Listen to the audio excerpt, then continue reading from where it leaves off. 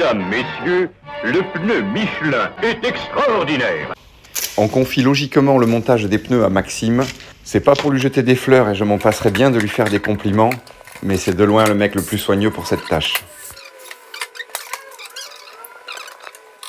J'ai réussi à le bouger un petit peu, mais apparemment pas assez. Ils sont vraiment pile poil à la taille. On va les décoller, les redémonter, faire une petite trace et faire un quart de tour. Ça y est, les 4 jantes sont finalement refaites avec les superbes Michelin Pilot Sport. Donc ici, les 2 avant, pour lequel le centre est monté par dessous, ou non, le centre est en sandwich. Et les 2 arrières ici avec le plus gros des ports. Et pareil, du Michelin Pilot Sport, bien période correcte, super chouette. Confort, sécurité, kilomètres avec Michelin. Là, j'ai commencé à sabler le cache culbuteur. J'ai voulu essayer avant de voir si ça marchait ou pas du tout. La peinture part plutôt bien. J'espère que l'oxydation partira bien aussi. Dedans, comme la dernière fois on avait vu, il n'y a aucune impureté. Tout est sablé. J'ai fait au mieux que j'ai pu. Bon, j'ai fait avec ma cabine de sablage maison, ouais, et mon petit pistolet Parkside. On va mettre un petit coup de peinture texturée sur les caches culbuteurs que Maxime nous avait... Max qui vient de nous le peindre. Bon, mais c'est dégueulasse ça. Quel connard. Hein, mais regardez qui c'est qui a la regardez ça comment c'est mal fait. Là c'est mat, là ça brille. Así se pintan los carros en la sierra. Así nomás quedó.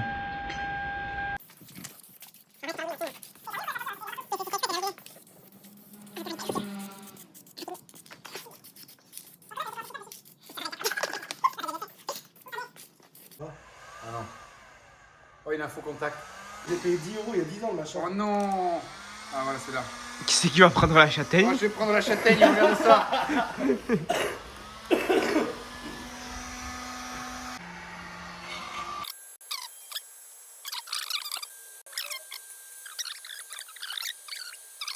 Petit coup de doigt chocolaté.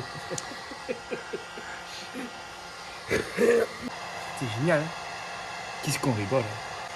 Il y en a qui va me le faire profiter ici ce soir. Oh putain, on a un gros wrinkle là.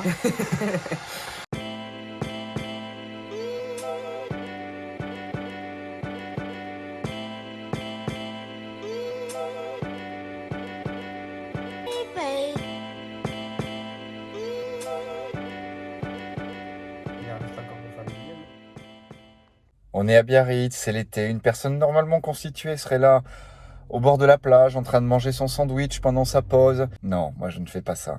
Moi j'étudie le catalogue L-Ring avec toutes les références de joints de queue de soupape. Donc voilà, avec mes valeurs de métrologie, j'essaye de trouver quelque chose qui va bien. 9,8 et puis pour une hauteur de joint de queue de soupape de 10. 13,2, on s'en fout un peu. Voilà. Le niveau de folie se mesure au fait que j'ai trouvé cette pose assez cool.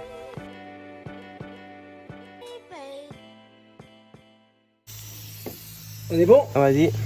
Allez, Ah, c'est bon. on s'est fait baiser nous, comme 1, des 2, bitos. 3. Est-ce qu'on voit mes muscles ou pas? Faut qu'on les voit à la télé. Moi je pense qu'on On les voit, on les voit. Je te positionne un peu mieux, juste hop ici, hop là. Attends, je me remets un pet de graisse pour... Putain, j'ai le dos moi ce soir, je suis bloqué. 1, 2. Allez, voilà pour 1. Faut remonter là? Ouais, pour faire une petite pause. Oh, bon. Ouais.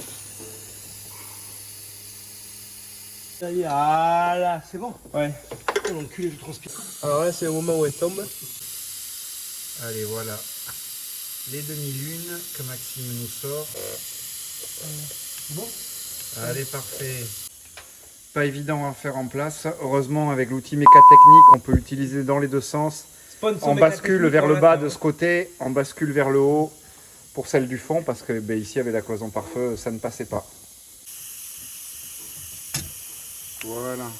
Voilà, un beau joint de queue de soupape. Tu le fais comme ça, tu les empiles là. Tu le profiles. Voilà, glisse le joint de queue de soupape, Maxime. Ça y est, ce que j'ai. Oh putain, Oh, enculé, t'as putain. été manger un steak en or ou quoi? Le body summer. Ah, j'ai pris un steak en or à Dubaï avec tes 40 € de YouTube. Tu mets bien dans l'axe. Hop. Il faut que ça fasse coffre. Ah, on y est. Voilà. Tu vois quand tu veux. Et voilà les enfants. Voilà. 2 et on a fini le premier banc. 2,5. Ouais, c'est ça. 2,5. C'est vraiment Allez. le bon. On va mettre le demi-lune là.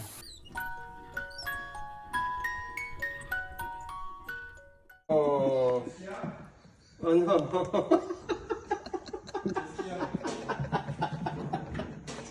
Bon, ça s'explique pas. Il s'est vidangé sur lui. Faut le vivre. Oh merde. J'ai les bols, c'est ton vérifier. Putain, je vois le truc humide. Quelle peur. Putain. Et on est sur encore toutes ces merdes à l'adolescent. Non, mais ça, c'est mes chaussures. Et en plus, il me traite de baltringue. Hein, on nettoie, en caleçon, on là. nettoie sa chambre et en plus on le traite de baltringue, il est même pas habillé pour aller au travail. Regardez-moi, c'est plus Regardez-moi, C'est joli petit cucu, ça. les petites pommes pleines d'huile. On démonte donc le carter moteur et le cache de distribution à la recherche de cette demi-lune. Notre petit Maxou, il vient de mettre T'avais pas des gants. la pâte à joint avec les gants d'enfant. C'est pas une opération facile, étant donné qu'il faut qu'on arrive à le passer ici, sans avoir à rien toucher, pour pas abîmer la pâte qu'on va poser, qui va venir faire à elle seule l'étanchéité. Qu'est-ce que c'est chiant ça. C'est juste à mettre sur le dos en fait.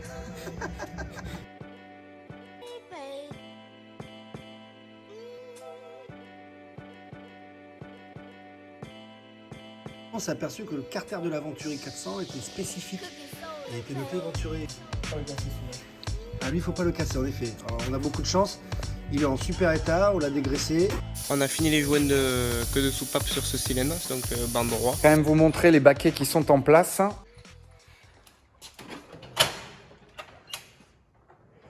Finalement, on n'a pas eu à faire de platine. Il suffisait de prendre des équerres adaptés au siège. Donc remonter sur les glissières d'origine. On a pu remettre les sabeltes. Donc c'est très joli. On a la place pour mettre le casque. Et ils sont légèrement vers l'arrière pour pouvoir ben voilà, pas trop péter le dos, que ce soit quand même facile à conduire.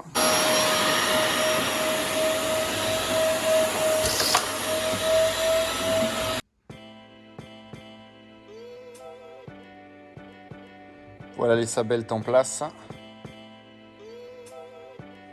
Donc ça va plutôt très bien à l'auto. Ici on peut apprécier les coques en Kevlar.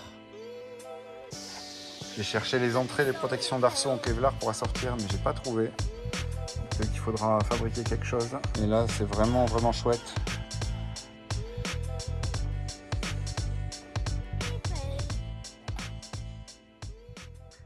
Ce côté, toutes les joints de queue de soupape ont été faits. Donc, comme vous l'avez vu avec l'outil. Bon, faut quand même dire la vérité. Hein. On en a perdu un. C'est pas moi. Et on a mis combien de temps à le retrouver? 24 heures. Combien de temps on a mis à le retrouver, Simon? Une semaine? 2 semaines? Mais 24 heures de recherche. Ouais, voilà, 24 heures de recherche, je pense, cumulées, ouais. En temps additionné à tout le monde, franchement 20 heures. Enfin, il avait sauté d'un des ressorts et s'était enroulé dans un autre des ressorts. Donc, on a démonté tout le cache distri, je vous montrerai les photos. Tout ce qu'on a enlevé, l'admission, le machin, tout le bordel pour pouvoir en fait le retrouver et il était juste à côté. Et on a pu le mettre en évidence avec la soufflette en fait. Voilà, avec la soufflette, il est réapparu. Donc ça c'est fait, hein. On voit l'état exceptionnel du moteur. Donc il n'y a aucun dépôt, on voit que c'est un moteur qui a dû être entretenu. Et puis là maintenant on a attaqué le deuxième côté. On fait l'étanchéité aussi au niveau du carton de distribution. Ouais, voilà, on en a profité pour faire... sortir la pompe à eau pour voir l'état de la pompe à eau, qu'elle soit pas grippée. On a le roulement qui fait un petit peu de bruit, on va changer uniquement le roulement vu que c'est une pompe à eau qui ne se fait plus. Le carter a été remonté ou pas dessous? Dessous, le carton n'a pas été remonté au cas où il nous arrive Ouais. une tourloupe de 2001. Donc voilà, par contre le cache distri, tout ça c'est tout ça c'est refermé. Ouais. Et de ce côté ici c'était un peu plus compliqué parce que pour enlever les culbuteurs, ben en fait en gros il faut déculasser. De ce côté, on a été obligé d'enlever la goupille qu'il y a sur les culbuteurs, vu qu'il y a cette partie en plus là où sur le V6 PRV classique, de chez Peugeot, apparemment il y aurait un arbre, une merde comme ça. Donc on a été obligé d'enlever L'arbre, l'axe, ouais. en le poussant par là, en sachant qu'ici bien évidemment il y a l'allumeur. Voilà, et donc il a fallu démonter l'allumeur. Et pour Démonter pouvoir l'allumeur. démonter en fait ici, cette partie-là, eh bien, on a ce tube ici qui nous gêne. Et donc il a fallu le décaler sur la droite, mais sauf qu'en fait ça tient tout le berceau moteur est tenu par ces tubes-là. Donc en gros on foutait le moteur par terre. Donc il a fallu sous-peser le moteur par-dessous avec le cric, décaler ces deux barres-là pour faire passer l'axe ici entre les deux. Et du coup maintenant on a accès en place aux joints de queue de soupape. Donc ça sera pour la semaine prochaine. Mais voilà, la barre est en place? Non, la barre est pas en place. Si, là, tout est en place. Ah mais voilà, si on a, voilà, je la voyais pas. On a de quoi mettre les cylindres en pression. Donc voilà, si on perd pas encore une demi-lune, Putain, tu normalement, ça devrait... J'ai travaillé moi aujourd'hui. ça devrait... C'est chaud là. Ah ouais, pourtant tu m'as dit que tu avais froid ce matin, mais là c'est chaud. Hein. Oh, enculé. Oh, ouais, je me casse. Oui, c'est ça la limaille. Mais j'ai dit. Quel fils de pute. Et là, donc, notre pompe à eau, Et ouais. bon, elle est pas pire, hein. Pollution. Ouais, bah, tu sais que je préfère avoir un cancer que sentir comme tu sois. Allez, putain. Et moi, je préfère le caca que le pipi. Hein. Qu'est-ce que vous êtes bête. Ah, t'as vu, il est moins forcé là. On a la chance. Il joue trop bien la comédie. Oh, beau Dieu. Attends, vas-y, regarde. Ouvre la bouche. C'est bien crâne. Essaye de nous trouver une référence qu'on sache de quelle auto ça vient. Simon l'a hérité, après tu cherches des bidouilles pendant. Voilà. Et tu peux pas fatiguer. C'est quand même la misère, quoi. Ouais. Le bâtard. Oh, le bâtard. Le mec, tu lui amènes. C'est comme le mec, tu sais, il est dans le désert, il est assoiffé, tu lui amènes la gourde d'eau et il te chie dessus en te disant elle a pas bon goût, ton eau. Allez, putain, repartir. Tu peux lui mettre de l'air? Ouais, on peut déjà mettre de l'air. Ah, c'est pas cher. T'as bouffé la mécanique, c'est ce qui compte là. Vas-y. Bon, ça, on s'en sera. Un peu plus. Oh putain, mais c'est triste de fois là. Vas-y, remets. Là, je peux tirer? Ouais, vas-y, fais gaffe à ta mère. Vas-y, lâche. Lâche. Tu les as là? Ouais, carrément. Ça fait Allez. je suis là. Et voilà, le ch'tibili, il est dedans. Paniquer ton turbo. Nos petits turbos qui viennent donc de chez Minier, à Pau. Donc ça nous a coûté la peau des deux nougats. Hein. Ça va, ouais. Et il a changé quoi? Les bagues, les paliers? On a un carter d'échappement neuf. Ah ouais, putain, ouais, par contre... Carter d'échappement neuf. Le SHRA, je crois qu'il a été révisé. rééquilibré. Révisé, rééquilibré. Et les deux. Donc là, le corps est tout neuf, hein? Ouais, tu sais de quoi ça vient? Non? Defender. C'est vrai? Defender avec les TD04, je crois, il m'a dit. Ouais. Le truc. Ouais, bon, par idem, contre, il m'a dit, c'est parfait, identique. quoi. Et je sais pas si tu te rappelles, la commande de la Wasgate, elle était toute carlo, je regarde comment elle est faite, là. Si, ça tenait avec des boulons de rondeur. Ah oui, je vois, ouais, ok. Ah oui, je me souviens ici, ouais. Bon, mais top, hein? Vraiment des bons boulons. Ouais, ils ont tout resurfacé, mais il est neuf, ça, le corps, de toute façon. Ah non. Et échappement neuf, ça refait. Putain, il est... C'est magique, hein. Vas-y, monte le deuxième.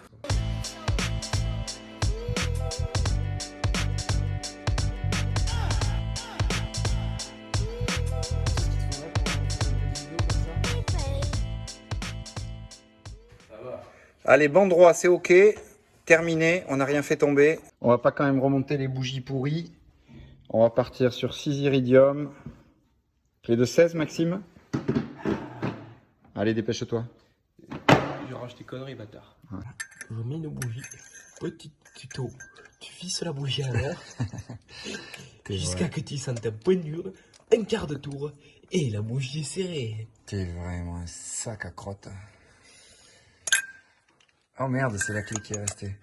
Et voilà, je vous présente le seul blaireau du Pays Basque qui met les bougies avec l'embout spécifique.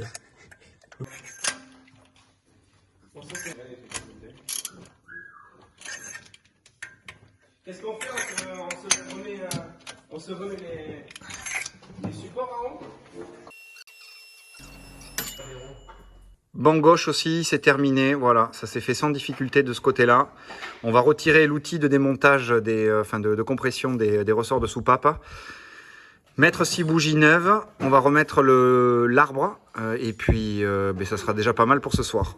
Voilà, le but, c'est de mettre le cric ici, sur cette partie-là du berceau. Pour pouvoir en fait décaler les supports là, du berceau supérieur.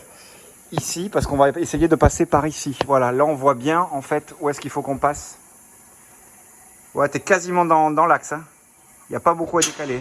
Il faut descendre le manche. Ouais. Voilà, il faut le décaler un tout petit peu vers là. Et on va pouvoir repasser ici. Ouais, le manche, il tient pas, et si on ne soupèse pas dessous, et ben, l'ensemble du berceau va se défaire. Ça va coulisser au niveau des supports ici. Bon, je pense que je suis pas clair du tout, mais personne n'a compris, mais c'est pas grave. Même un chinois il comprend. J'avoue, c'était pas hyper clair comme explication. Maintenant, on va défaire ce boulon ici en haut, même chose là, ici en bas, ici en haut, voilà, celui-là.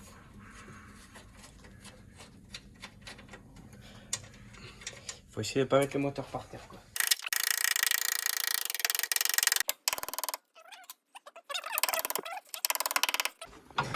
Juste à part se taper la quiche. Ah, ça va pas être mal là. Ah, c'est bon. C'est la méga merde, mec, ça va mettre. Oui, j'étais. Oh, j'ai fait un exploit là. Arrête de couper, vite. Là maintenant, on n'est pas obligé de finir. Hein. Ah, mais oui.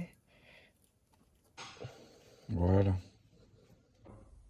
Et là, chaque fois qu'il a acheté une moto, vu que la marque n'existe plus, il n'y a plus de gestes, rien. Il ne sait pas ce qu'il va en faire.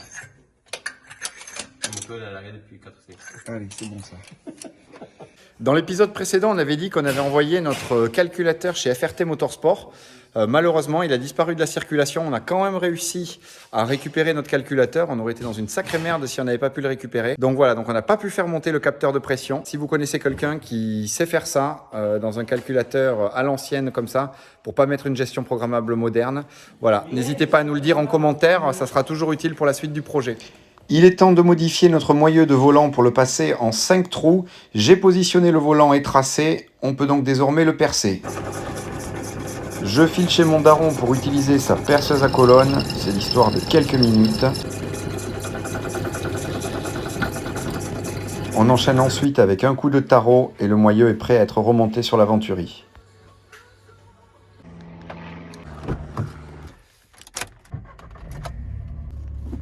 Bon, le volant, les moyeux, tout est repercé. On va aller le mettre en situation dans la Venturi pour vous faire une dernière image avant la fin de cette vidéo. Voilà le volant donc repositionné sur le moyeu avec la conversion donc de 5 trous à 6 trous. On en profitera pour le repeindre, mais là on va juste essayer de le positionner pour voir le look final dans la voiture. Ça doit être...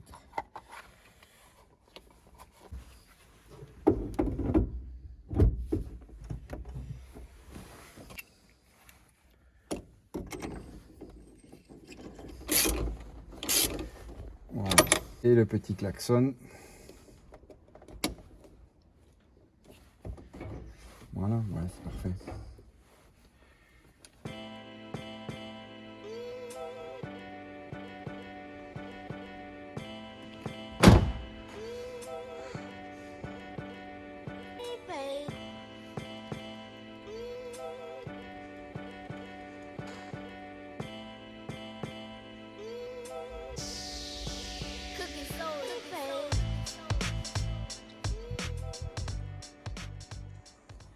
On se retrouve, je pense, assez vite en septembre pour le 4e épisode.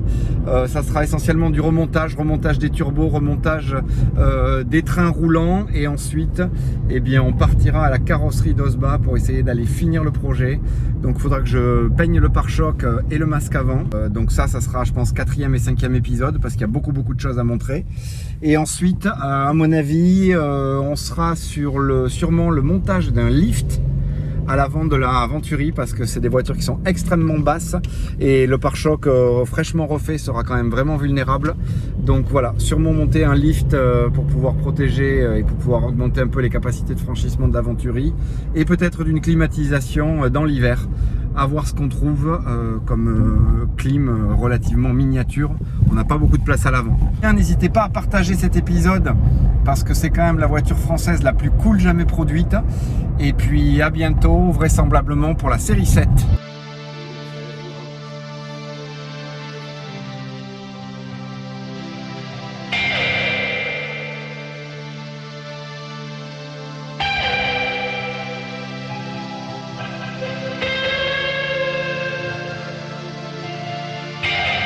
Je vais quand même vous montrer une dinguerie qui est arrivée chez Simon ce matin, qui est quand même qui partage une partie de la philosophie de la Venturi. Donc GT4 RS, donc avec le carbone exposé comme ça, en finition brillante à l'extérieur. C'est vraiment superbe.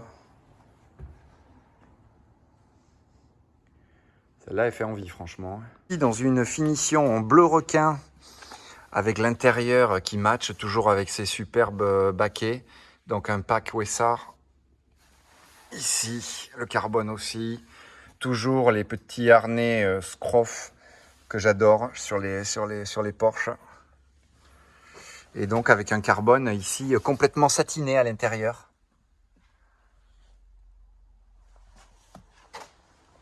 Voilà, celle-ci est vraiment superbe et n'affiche que 1815 km. Ici, les superbes jantes magnésium en Centerlock. Toujours les gros freins des GT4 RS. Ici, l'aéro qui a évolué il y a quelques années, là, un peu façon 992 GT3. Pareil, carbone brillant à l'extérieur. Et elle a pas ça en carbone aussi, il manque ça. Monté en Pilote Sport Cup 2.